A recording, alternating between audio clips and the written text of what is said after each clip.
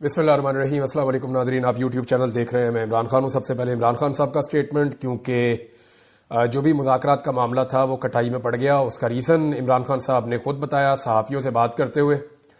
और इमरान खान साहब ने कहा कि अली अमीन गंडापुर और बैरिस्टर गौहर के ज़रिए मुझे ऑफ़र आई कि एहतजाज मुलतवी कर दें तो सब कुछ ठीक हो जाएगा। इमरान खान ने अडियाला जेल में मीडिया से बातचीत करते हुए कहा, उनकी रिहाई की शर्त पूरी नहीं हुई। मैंने खुद समेत अंडर ट्रायल लोगों की रिहाई का मुतालबा किया था। जितने लोग भी अंडर ट्रायल हैं उन सबको रिहा कर दिया जाए ताकि मुज़ाकरात की संजीदगी का मालूम हो सके। इमरान खान ने कहा कि ये ऐसी डिमांड थी जो फौरी तौर पर पूरी हो सकती थी, जो उन्होंने नहीं की। मुज़ाकरात तो चलते रहते हैं, मगर यह पता चल गया कि ये सीरियस नहीं थे। ये सिर्फ एहतजाज मुलतवी करवाना चाहते थे। हमारे चार्टर ऑफ डिमांड में सब गिरफ्तार लोगों की रिहाई शामिल है। इमरान खान का कहना था कि हाई कोर्ट ने कल मेरी जमानत मंजूर की, जिसके बाद हुकूमत के पास सुनहरी मौका था कि मुझे रिहा कर देते। हाई कोर्ट जमानत मंजूर करती है और यहां पहले से तय हो जाता है कि रिहाई नहीं देनी। वादे हो गया कि हुकूमत मुझे मसरूफ करके मामले को तूल देना चाह रही थी। यानी वो जो हम पहले बात कर रहे थे कि इमरान खान साहब को धोखा दिया जा सकता है मुज़ाकरात के नाम पे कि टाइम गेन किया जाए, और यही काम गुज़िश्ता 2.5 साल से हम देख रहे हैं पाकिस्तान में किया जा रहा है। लगभग 2.25 साल होने वाले हैं। एक ही काम पाकिस्तान में किया गया है कि मामले को तूल दिया जाए, टाइम गेन किया जाए। ऐसा लगता है निजाम ये सोच रहा है कि थोड़े दिन बाद हालात ठीक हो जाएंगे, थोड़े दिन बाद हालात ठीक हो जाएंगे, बस ठीक होने ही वाले हैं, अभी बस चीजें ठीक हो जाएगी। तो वो थोड़े थोड़े दिन करके 2.25 साल होने वाले, हालात तो ठीक नहीं हुए। बहरहाल इमरान खान ने कहा कि यह भी वादे हो गया कि असल ताकत जिसके पास है उसी ने ये सब कुछ किया, और सब कुछ ये बताने के लिए किया कि वो जो चाहे करें, वो कानून से बालातर है, तो कहीं से भी रिलीफ नहीं मिलेगा। हमारे पास जिंदा कौम की तरह एहतजाज के अलावा कोई और रास्ता नहीं है। बैरून मुल्क पाकिस्तानियों का रिकॉर्ड एहतजाज होगा, क्योंकि वो आजाद मुल्कों में रहते हैं। हमें हुकूमत की नीयत का पता चल चुका है। एहतजाज भी होगा, मुज़ाकरात भी चलते रहेंगे। मुज़ाकरात होंगे तो बात आगे चलेगी। मुज़ाकरात जिनसे हो रहे हैं नाम नहीं बता सकता, लेकिन जो मुज़ाकरात हो रहे हैं इनमें संजीदगी नहीं है।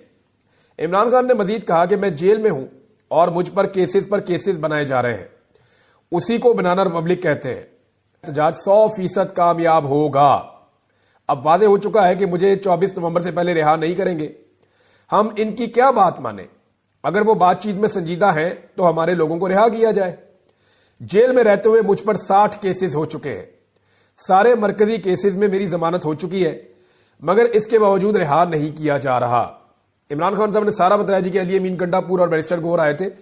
वैसे ये दोनों लोग जो हैं वो कंटिन्यूसली एस्टेब्लिशमेंट के साथ राब्ते में है। ये बात मैं आपको पूरी यकीन के साथ कह सकता हूं। वो इसलिए कि जब तक के वो काम कर ही नहीं सकता। हमारा सिस्टम इस तरह से बना हुआ है, एस्टेब्लिशमेंट की इतनी गहरी जड़ें पूरे सिस्टम के अंदर कि कोई वजीर आला तो क्या, कोई SHO भी या कोई एक SP या DSP भी जो है वो एस्टेब्लिशमेंट के साथ जुड़े बगैर काम नहीं कर सकता।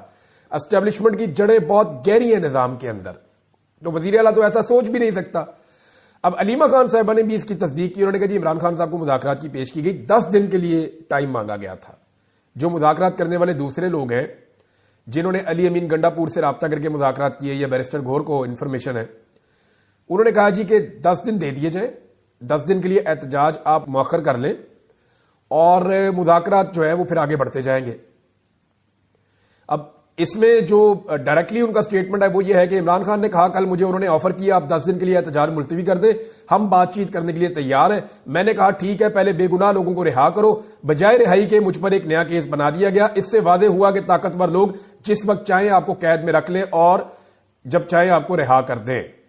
लिहाजा उन्होंने बड़ा क्लियरली ये कह दिया इमरान खान साहब ने कि ये इसके पीछे एस्टेब्लिशमेंट है, मेरी गिरफ्तारी के पीछे, और ये सारे मिले हुए हैं और ये सिर्फ टाइम गेन करना चाह रहे थे, जो इमरान खान साहब ने फिलहाल देने से इनकार कर दिया है। और उन्होंने कहा जी कि हम एहतजाज करेंगे, एहतजाज नहीं रुकेगा।